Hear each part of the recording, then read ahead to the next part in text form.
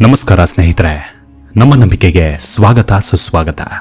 ಸ್ನೇಹಿತರೆ, ಬಹುಶಃ ರಾಮಾಯಣದ ಪಾತ್ರಗಳನ್ನು ವಿಶ್ಲೇಷಣೆ ಮಾಡಿದಾಗ ಅದರಲ್ಲೂ ಮಹಿಳೆಯ ಪಾತ್ರದ ವಿಷಯಕ್ಕೆ ಬಂದರೆ ಸೀತೆ, ಕೈಕೆ, ಮಂಡೋದರಿ, ಮಂಥರೆ ಹೀಗೆ ಎಷ್ಟೋ ಪಾತ್ರಗಳು ಕಣ್ಮುಂದೆ ಬಂದು ನಿಲ್ಲುತ್ತವೆ. ಆದರೆ ಅವುಗಳ ನಡುವೆ ಸಾಮಾನ್ಯವಾಗಿ ಯಾರೂ ಪರಿಗಣಿಸದ ಒಂದು ವಿಶೇಷ ಪಾತ್ರವೆಂದರೆ ಶೂರ್ಪನಖಿಯದು. ತೀರಾ ಪ್ರಖರವಾಗಿ ಎದ್ದು ಕಾಣದೆ ಇಡೀ ಪ್ರಕರಣದ ಮಾಸ್ಟರ್ ಮೈಂಡ್ ಅಂದರೆ ಅದು ಶೂರ್ಪನಖಿಯೇ. ಈಕೆ ರಾಮಾಯಣದಲ್ಲಿ ಬಂದೋಗುವ ಪಾತ್ರ ಅತಿ ಕಡಿಮೆಯಾದರೂ ಇಡೀ ರಾಮಾಯಣದ ಆಗು ಅಂತ್ಯಗಳಿಗೆ ಕಾರಣಕರ್ತೆಯೇ ಈಕೆ. ಬನ್ನಿ ಹಾಗಿದ್ರೆ ಆಕೆಯ ಆಟದಲ್ಲಿ ಗೊಂಬೆಯಾದವರು ಯಾರ್ಯಾರು, ಆಕೆ ಹೆಣೆದ ಬಲೆಯಲ್ಲಿ ಯಾರ್ಯಾರನ್ನ ಅಮಾನುಷವಾಗಿ ಕೆಡವಿದ್ಲು, ನಿಜಕ್ಕೂ ಆಕೆಗಿದ್ದ ದ್ವೇಷ ಯಾರ ಮೇಲೆ ಅನ್ನೋದನ್ನ ಒಂದಷ್ಟು ವಿಶ್ಲೇಷಣೆ ಮಾಡೋಣ. ಅದಕ್ಕೂ ಮುನ್ನ ನಮ್ಮ ನಂಬಿಕೆಗೆ ನಿಮ್ಮ ಬೆಂಬಲವಿರಲಿ. ಸ್ನೇಹಿತರೆ, ಶೂರ್ಪನಖಿ ಇಡೀ ರಾಮಾಯಣ ಕಥೆಯ ಸುತ್ತಲೂ ಮೇಲ್ನೋಟಕ್ಕೆ ರಾವಣೇಶ್ವರನ ತಂಗಿಯಾಗಿ ಸಾಮಾನ್ಯ ಹೆಣ್ಣಾಗಿ ಕಾಣ್ತಾಳೆ. ಆದರೆ ಆಕೆಯ ಸ್ವಭಾವ ಹಾಗೂ ಆಕೆಯ ಮೇಧಾವಿತನದ ಬಗ್ಗೆ ಅರಿಯಬೇಕಾದ್ರೆ ಸ್ವಲ್ಪ ಆಳಕ್ಕೆ ಇಳಿಯಬೇಕಾಗತ್ತೆ. ಆಗ ಆಕೆ ಕೇವಲ ಸಾಮಾನ್ಯ ಸ್ತ್ರೀಯಾಗಿ ನಿಲ್ಲೋದಿಲ್ಲ. ಅವಳ ಚಾತುರ್ಯತೆ, ಕಾರ್ಯತಂತ್ರ, ತನ್ನ ಸ್ವಂತ ಬಯಕೆಯ ಈಡೇರಿಕೆಗಾಗಿ ಅವಳು ಹಿಡಿದ ಈ ಹಾದಿಯಲ್ಲಿ ಅವಳದ್ದು ಬರೀ ಚತುರತೆಯ ಮಾತಷ್ಟೇ ಬಂಡವಾಳ. ಅಷ್ಟೊಂದು ಸರಾಗವಾಗಿ ರಾವಣೇಶ್ವರನನ್ನ ಮಾತಿನ ಮೂಲಕ ಸೇಡಿನ ಬಲೆಗೆ ಕೆಡವಿದವಳೆಂದರೆ ಒಂದು ಅವಳ ನಟನಾ ಚಾತುರ್ಯ ಅಪರಿಮಿತವಿರಬೇಕು, ಇಲ್ಲವೇ ರಾವಣನಿಗೆ ಅವಳ ಮೇಲಿದ್ದ ಕುರುಡು ಸೋದರ ಪ್ರೇಮವಿರಬೇಕು. ಅಂತಹ ರಾವಣನನ್ನೇ ಆತನ ಸಾಮರ್ಥ್ಯವನ್ನೇ ಬಳಸಿಕೊಂಡು ಬರೀ ಮಾತಿನಲ್ಲೇ ಆಗಸ ತೋರಿಸಿ ತನ್ನ ಸೇಡಿನ ಕಿಚ್ಚಿಗೆ ಮೊದಲು ರಾವಣನ ಮೇಲೆ, ನಂತರ ತನ್ನ ಮಡಿವಾಳ ಪತಿಯ ಮೇಲೆ ವಶೀಕರಣ ವಿದ್ಯೆ ಪ್ರಯೋಗಿಸಿ ಅವರಿಬ್ಬರನ್ನ ತನ್ನ ತಾಳಕ್ಕೆ ತಕ್ಕ ಹಾಗೆ ಕುಣಿಸುವಲ್ಲಿ ಯಶಸ್ವಿಯಾಗ್ತಾಳೆ. ಇಲ್ಲಿ ಗಮನಿಸಬೇಕಾದ ಪ್ರಮುಖ ಅಂಶವೆಂದರೆ ಆಕೆ ಹೂಡಿದ ಕಾರ್ಯತಂತ್ರದ ಹಿಂದಿದ್ದ ಅವಳ ಮಾಸ್ಟರ್ ಮೈಂಡ್. ಸ್ನೇಹಿತರೆ, ಮದಿಸಿದ ಹೆಣ್ಣಾಗಿ ಗರ್ವದಿಂದ ಅಂಕೆ ಶಂಕೆ ಇಲ್ಲದೆ ಸಿಕ್ಕ ಕಡೆ ಸುತ್ತಿಕೊಂಡು ಅಲೆದಾಡಿಕೊಂಡಿದ್ದ ಹೆಣ್ಣವಳು. ಹಾಗೆ ಕಾಡಿನಲ್ಲಿ ಅಲೆಯುವಾಗ ಪಿತೃವಾಕ್ಯ ಪರಿಪಾಲನೆಗಾಗಿ ವನವಾಸಕ್ಕೆ ತೆರಳಿದ್ದ ಶ್ರೀರಾಮ ಇವಳ ಕಣ್ಣಿಗೆ ಬೀಳ್ತಾನೆ. ಶ್ರೀರಾಮನ ಮಂಗಳಮೂರ್ತಿ ಕಣ್ಣಿಗೆ ಬಿದ್ದದ್ದೇ ತಡ ಅವಳ ಮನದಲ್ಲುಂಟಾದ ಕಾಮವೇದನೆ ಮನೋವಿಕಾರವಾಗಿ ಪರಿಣಮಿಸಿಬಿಡ್ತು. ಶ್ರೀರಾಮನ ಮುಂದೆ ಕಾಮ ತುಂಬಿದ ಪ್ರೇಮ ನಿವೇದನೆ ಮಾಡ್ತಾಳೆ.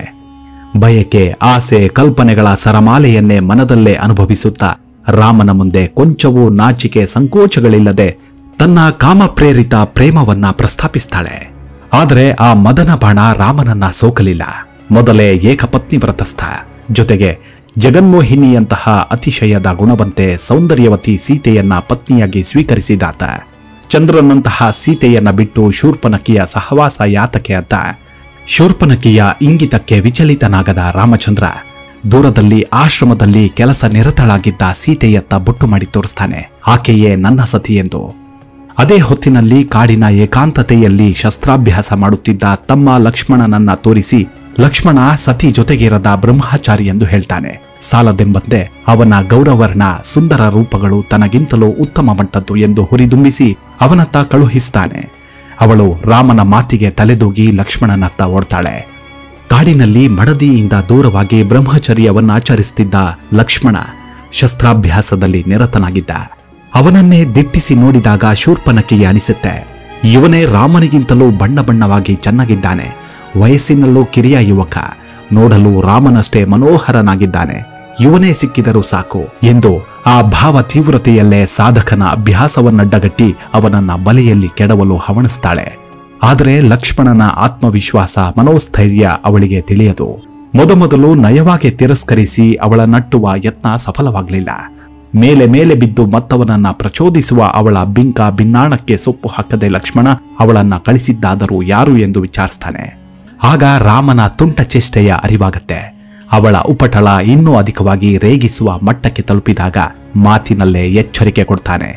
ಆದರೆ ರಕ್ಕಸ ದೈತ್ಯೆ ಶೂರ್ಪನಖಿ ಮಾತು ಕೇಳಲಿಲ್ಲ. ಮೊದಲೇ ಮುಂಗೋಪಿ ಲಕ್ಷ್ಮಣ ತನ್ನ ತಾಳ್ಮೆಯ ಮಿತಿ ಮೀರಿದಾಗ ಕೈಯಲ್ಲಿದ್ದ ಅಭ್ಯಾಸ ಮಾಡುತ್ತಿದ್ದ ಬಾಣದಿಂದ ಒಂದು ಕೈಯಲ್ಲಿ ಅವಳನ್ನಿಡಿದು ಮತ್ತೊಂದರಿಂದ ಕಿವಿ ಮೂಗುಗಳನ್ನ ಕತ್ತರಿಸಿ ಬಿಡ್ತಾನೆ. ಲಕ್ಷ್ಮಣನೇನೋ ಹಿಂದೆ ಮುಂದೆ ಆಲೋಚಿಸದೆ ಕಿವಿ ಮೂಗು ಕತ್ತರಿಸಿಬಿಟ್ಟ. ಮೊದಲೇ ತಿಮಿರಿನ ಹೆಣ್ಣಾಕೆ, ಜೊತೆಗೆ ಅವಮಾನ, ಅಂಗಚ್ಛೇದನದ ನೋವು ಬೇರೆ. ಪ್ರಾಯಶಃ ಲಕ್ಷ್ಮಣನ ಪ್ರತಿಕ್ರಿಯೆಯು ತುಸು ಅತಿಯಾಗೇ ಇತ್ತು ಏನೋ. ಹಾಗಿರದಿದ್ದರೆ ರಾಮಾಯಣದ ಹಲವಾರು ಕುತೂಹಲಭರಿತ ಕಾಂಡಗಳು ಇರುತ್ತಿರಲಿಲ್ಲ. ಇಲ್ಲಾದದ್ದು ಅಷ್ಟೇ. ರಾಮ ಶೂರ್ಪನಖಿಯನ್ನ ಛೇಡಿಕೆಗಾಗಿ ಲಕ್ಷ್ಮಣನತ್ತ ದುಡ್ದ. ಲಕ್ಷ್ಮಣ ಕೋಪಕ್ಕೆ ವಶನಾಗಿ ಅವಳಿಗೆ ಕ್ರೂರ ಶಿಕ್ಷೆಯನ್ನ ವಿಧಿಸಿಬಿಟ್ಟ. ಅವಳು ಮೊದಲೇ ಕಾಮತೃಷೆ ತೀಡಿ ಬುದ್ಧಿಗೆ ಮಂಕಿಡಿದು ಕೂತ ಹೆಣ್ಣು. ಲಂಕಾಧೀಶನ ಸೋದರಿ ಅನ್ನೋ ಅಹಂಬೇರೆ. ಇಲ್ಲೊಂದು ತಂತ್ರ ಸೂಕ್ಷ್ಮತೆಯನ್ನ ಗಮನಿಸಬೇಕು. ಅವಳೊಡನೆ ಅನುಚಿತವಾಗಿ ವರ್ತಿಸಿದವರ ಬದಲಿಗೆ ಅದರರಿವೇ ಇರದ ಏನೂ ಮಾಡಿರದ ಸೀತೆಯ ಮೇಲಿನ ಶೂರ್ಪನಖಿಯ ಆಕ್ರೋಶ ಕೇವಲ ಹೆಣ್ಣೊಂದರ ಸಾಮಾನ್ಯ ಸಹಜ ಗುಣವೇ ಅಥವಾ ಅದರಲ್ಲೂ ಆಕೆಯ ಚಾಣಾಕ್ಷ್ಯ ಮುತ್ಸದ್ದಿತನ ಕೆಲಸ ಮಾಡಿತ್ತೆ ಎಂದು. ಲಕ್ಷ್ಮಣ ನೀಡಿದ ಶಿಕ್ಷೆಯೇನು ಸಾಮಾನ್ಯದ್ದಾಗಿರಲಿಲ್ಲ. ಅಂದಮೇಲೆ ರಾಮನ ಮೇಲಿಲ್ಲದಿದ್ದರೂ ಲಕ್ಷ್ಮಣನ ಮೇಲೆ ಅವಳಿಗೆ ಅಸಾಧಾರಣ ಸಿಟ್ಟು ಇರಲೇಬೇಕಿತ್ತು. ಆದರೆ ಹಾಗಾಗಲಿಲ್ಲ. ಆಕೆ ಶಿಕ್ಷೆ ಕೊಟ್ಟವನ ಮೇಲೂ ಎದುರು ಬೀಳಲಿಲ್ಲ. ಅದಕ್ಕೆ ಛೇಡಿಸಿ ಪ್ರೇರೇಪಿಸಿದವನತ್ತಲೂ ಹೊರಳಲಿಲ್ಲ. ಅಲ್ಲಿಂದಾಚೆಗೂ ಜಿಗಿದು ಇಷ್ಟೆಲ್ಲ ಆಗಲಿಕ್ಕೆ ಮೂಲ ಕಾರಣರಾರು ಎಂದು ಆಲೋಚಿಸಿತ್ತು ಆಕೆಯ ಮನಸ್ಸು. ಸೀತೆಯಿಂದ ತಾನೇ ರಾಮನ ಮನಸ್ಸು ವಿಚಲಿತವಾಗದೆ ಉಳಿದದ್ದು. ಸೀತೆ ಇರದಿದ್ದರೆ ರಾಮ ನನ್ನನ್ನು ಒಪ್ಪಿಕೊಳ್ಳುತ್ತಿದ್ದ. ಅವಳ ಇರುವಿಕೆಯೇ ಅವನನ್ನ ಲಕ್ಷ್ಮಣನತ್ತ ಕಳಿಸುವಂತೆ ಮಾಡಿತ್ತು. ಆದ್ದರಿಂದಲೇ ತಾನು ಮೂಗು ಕಿವಿ ಕತ್ತರಿಸಿಕೊಳ್ಳಬೇಕಾದದ್ದು. ಅಂದಮೇಲೆ ಇದೆಲ್ಲದರ ಮೂಲ ಕಾರಣ ಸೀತೆ. ಅವಳ ಮೋಡಿ ಪ್ರಭಾವದಡಿಯಲ್ಲಿ ಸಿಲುಕಿಯೇ ತನ್ನನ್ನ ಇವರಿಬ್ಬರೂ ಕಡೆಗಣಿಸಿದ್ದು. ಹೀಗೆ ರಕ್ತ ಹರಿಸುವಂತಹ ಸ್ಥಿತಿಗೆ ತಂದದ್ದು. ಅದಕ್ಕೆ ಅವಳನ್ನೇ ಗುರಿಯಿಟ್ಟು ಉಡಾಯಿಸಿದರೆ ರಾಮನ ಜಂಗಾಬಲವನ್ನೇ ಉದುಗಿಸಿದಂತಾಗತ್ತೆ. ರಾಮ ಬಲಹೀನನಾದರೆ ಲಕ್ಷ್ಮಣನೇನು ಲೆಕ್ಕ. ಹೀಗಾಗಿ ಇವರಿಬ್ಬರ ಶಕ್ತಿಯ ಮೂಲ ಸೀತೆ ಎಂದು ಅವಳ ಸೇಡಿಗೆ ಹವಣಿಸದೆ ಸೀತೆಯ ಅಪಹರಣದ ಗುಟ್ಟನ್ನ ರಾವಣನ ತಲೆಗೆ ತುಂಬಿಸಿಬಿಟ್ಲು ಶೂರ್ಪನಖಿ. ರಾವಣನನ್ನ ಪೂರ್ತಿಯಾಗಿ ತಲೆ ಕೆಡಿಸಿಕೊಳ್ಳುವಂತೆ ಮಾಡಿ ಒಂದು ವಿಧದಲ್ಲಿ ಅವಳದ್ದಾಗಿದ್ದ ಯುದ್ಧವನ್ನ ಅವನದಾಗಿಸಿಬಿಟ್ಲು. ಅರ್ಥಾತ್ ರಾಮ ಶೂರ್ಪನಖಿಯರ ನಡುವಿನ ತಿಕ್ಕಾಟ ರಾಮ ರಾವಣರ ನಡುವಿನ ತಿಕ್ಕಾಟವಾಗಿ ಹೋಯಿತು. ಸರಿ, ಅಲ್ಲಿಂದೆದ್ದು ಬಿದ್ದು ಓಡೋಡಿ ಬಂದ ತಂಗಿಯ ಗೋಳಿಗೆ ಕರಗಿಬಿಟ್ಟ ರಾವಣ. ತನಗಾದ ವಿರೂಪ ಕುರೂಪತೆಯನ್ನೆಲ್ಲ ಅಡವಿಟ್ಟು ಅವನ ಮನ ಕರಗಿಸಿ ಮನಗೆಲ್ಲುತ್ತಾಳೆ ಶೂರ್ಪನಖಿ. ತನ್ನ ಮಡಿಲಿನ ಬೆಂಕಿಯಲ್ಲಿ ಅವನ ಹೃದಯದಲ್ಲಿ ಕ್ರೋಧದ ಬುಗಿಲೆಬ್ಬಿಸಿ ಪರಿಪರಿಯಾಗಿ ತುಪ್ಪ ಸುರಿದು ಅವನಿಗೆ ರಾಮನ ಮೇಲೆ ಸಿಟ್ಟು ಹಲವು ಪಟ್ಟು ಅಧಿಕವಾಗುವಂತೆ ಮಾಡಿಕೊಳ್ತಾಳೆ. ಇಷ್ಟಕ್ಕೆ ನಿಲ್ಲಲಿಲ್ಲ ಚಾಲಾಕಿ ಶೂರ್ಪನಖಿ. ಹೇಳಿ ಕೇಳಿ ಅಣ್ಣನಾದರೂ ರಾವಣ ಗಂಡು.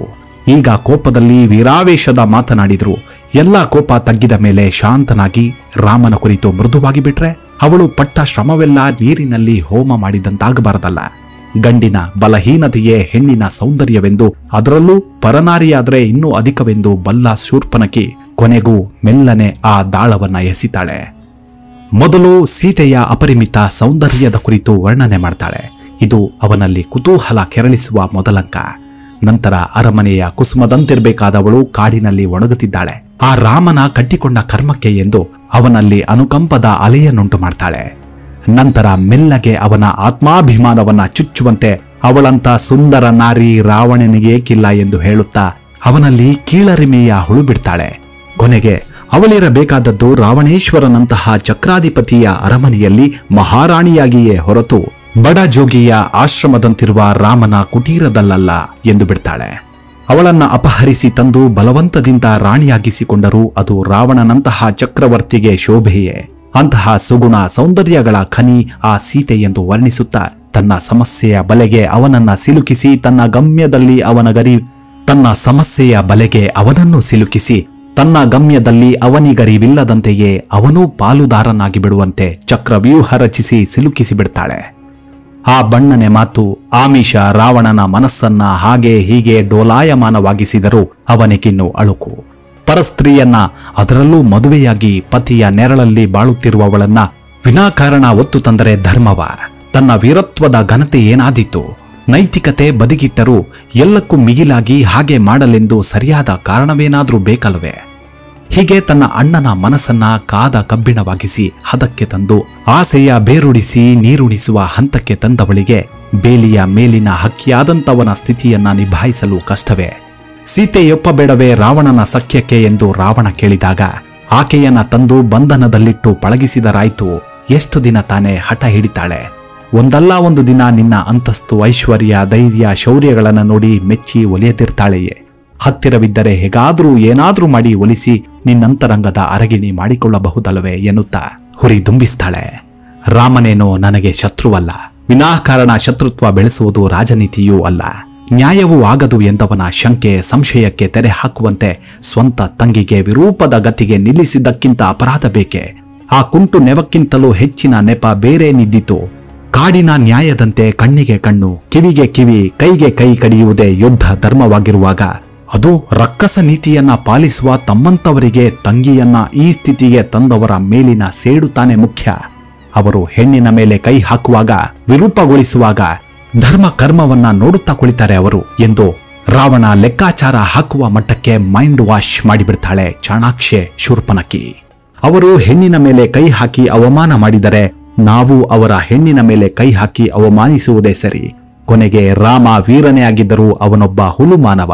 ಅವನ ಪರಾಕ್ರಮಕ್ಕೆ ರಾವಣನಂತಹ ವೀರ ಅಂಜಬೇಕೆ? ಅಲ್ಲದೆ ಜಾನಕಿಯ ಅಪಹರಣ ಎಂದಾಗುವುದೋ ಅಂದೇ ಅವಳ ಮೇಲಿಟ್ಟ ಅಪರಿಮಿತ ಪ್ರೀತಿಯಿಂದ ರಾಮ ಸತ್ತು ಹೋಗ್ತಾನೆ.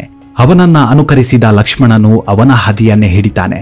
ಹೀಗೆ ಏನೆಲ್ಲ ಮೊಂಡುವಾದ ಹುಡಿ ಅವನ ಬಾಯಿಂದ ಹೂ ಆಯ್ತು ಅನಿಸಿಬಿಡ್ತಾಳೆ. ರಾವಣನಲ್ಲೂ ಆಸೆ ಮೋಹವಂತೂ ಆಗಲೇ ಹುಟ್ಟಿಕೊಂಡಿತ್ತು. ತಂಗಿಯ ಬಾಯಿಯಿಂದ ಪದೇ ಪದೇ ಅದೇ ಮಾತನ್ನ ಕೇಳುತ್ತಾ ಕೇಳುತ್ತಾ ಅವನು ಮನಸೋತ. ಅಲ್ಲಿಂದಾಚೆಗೆ ಅದು ಶೂರ್ಪನಖಿಯ ಕಥೆಯಾಗುಳಿಲಿಲ್ಲ, ರಾವಣನ ಕಥೆನೇ ಆಗಿಬಿಡ್ತು.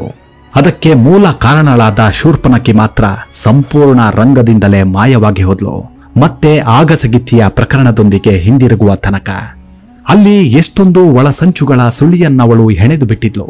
ಯಾವ ರೀತಿಯಿಂದ ನೋಡಿದ್ರೂ ಅವಳಿಗೆ ಮಾತ್ರ ಒಂದಲ್ಲ ಒಂದು ರೀತಿಯಾದ ಲಾಭವೇ ಹೊರತು ನಷ್ಟವೇನಿಲ್ಲ. ಸೀತೆ ಇರದ ರಾಮ ತನಗೆ ಸಿಕ್ಕರೂ ಸಿಗಬಹುದೆಂಬ ದುರಾಸೆ, ದಕ್ಕದಿದ್ದರೂ ಸೀತೆಗೂ ಇಲ್ಲದಂತೆ ಮಾಡಿದ ಸಮಾಧಾನ, ಒಂದು ವೇಳೆ ಅವಳಿಲ್ಲದ ವಿರಹಕ್ಕವನು ಅಸುನೀಗಿದರೂ ಸೇಡು ತೀರಿಸಿಕೊಂಡ ತೃಪ್ತಿ, ಅಥವಾ ರಾವಣನೊಡನೆ ಯುದ್ಧಕ್ಕಿಳಿದರೂ ತನಗುಂಟು ಮಾಡಿದ ಪರಿಸ್ಥಿತಿಗೆ ಆ ಯುದ್ಧವೇ ಒಂದು ಶಿಕ್ಷೆಯಾಗಿ ಪಾಠವಾಗಿ ಅವನನ್ನ ಕಾಡಿತು. ಒಟ್ಟಾರೆ ತನಗಿಲ್ಲದ ಸುಖ ಪರರಿಗೂ ಸಿಗಬಾರದು, ತನಗಿತ್ತ ಶಿಕ್ಷೆಗೆ ಸೇಡು ತೀರಿಸಿಕೊಂಡಂತೆಯೂ ಆಗಬೇಕು.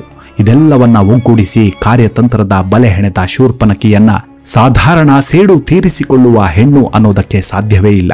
ಅವಳಂತೂ ತನ್ನ ಗುರಿ ಸಾಧಿಸಿಕೊಂಡು ಬಿಟ್ಲು. ರಾವಣ ಜಾನಕಿಯನ್ನು ತೊಯ್ದು ರಾಮ ಲಕ್ಷ್ಮಣರಿಗೆ ಕಾಡಿದ ಪ್ರಸಂಗವೇ ಕಿವಿ ಮೂಗು ಕೊಯ್ದ ಪ್ರಸಂಗಕ್ಕೆ ಶಿಕ್ಷೆಯಾಗಿ ಹೋಯಿತು.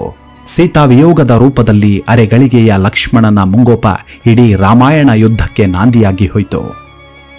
ರಾಮ ಲಕ್ಷ್ಮಣರು ಛಲ ಬಿಡದೆ ಕಪಿಸೈನ್ಯ ಕಟ್ಟಿ ಸೀತೆಯನ್ನ ಹುಡುಕಿಸಿ ಸಮುದ್ರಕ್ಕೆ ಸೇತುವೆಯನ್ನ ಕಟ್ಟಿ ದಾಟಿ ಲಂಕೆಯ ಹೊಸಿಲಿಗೆ ಬಂದು ರಣವೀಳ್ಯ ನೀಡಿದಾಗ ಸತ್ಯಯುಗದ ಘನಘೋರ ಕದನಕ್ಕೆ ನಾಂದಿಯಾಗಿ ಹೋಯಿತು.